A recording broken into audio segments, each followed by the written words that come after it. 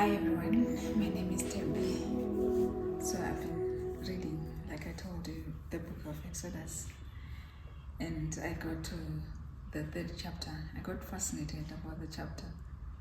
I'll talk about the first part today. So Moses shows up.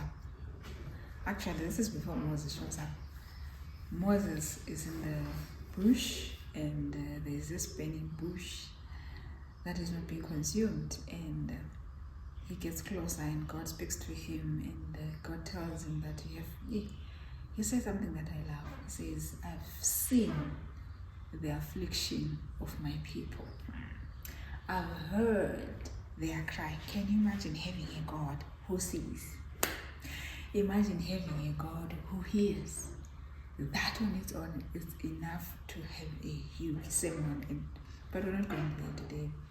I'm just wanting to alert you today that we have a God that sees. We have a God that hears.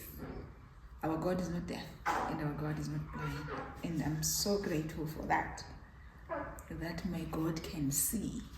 My God can hear.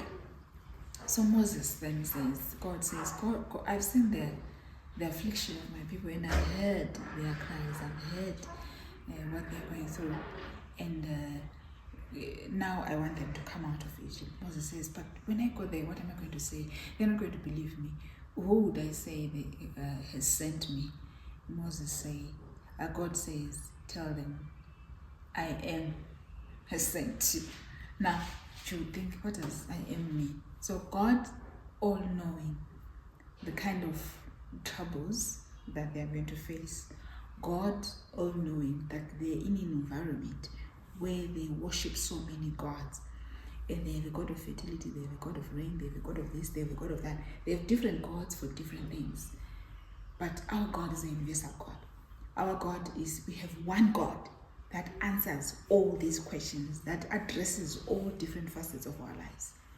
So when God is taking that into consideration, then he says, okay, because they are amongst people that have different gods, now I have to show them that I am one God, but that can address any situation. So I am means I have been, I am, and I will. So he is saying, whatever you need, I will become. He is saying, taking into consideration of what is about to transpire here, taking into consideration the trials that you're going to face, taking into consideration the mindset that you have, whatever you need, I will become. Whatever is needed at that particular time, I will provide. Whatever is needed is expected of you, I'll help you to become, or I will become that. So I want to call you to a God this day that becomes whatever we need. How good is that? A God that becomes whatever we need. Whatever we're looking for, our God becomes. If we need victory, our God becomes victory, and he fights on our behalf. If you need breakthroughs, he becomes your breakthrough. If you need open doors, he becomes the door and then opens the door himself.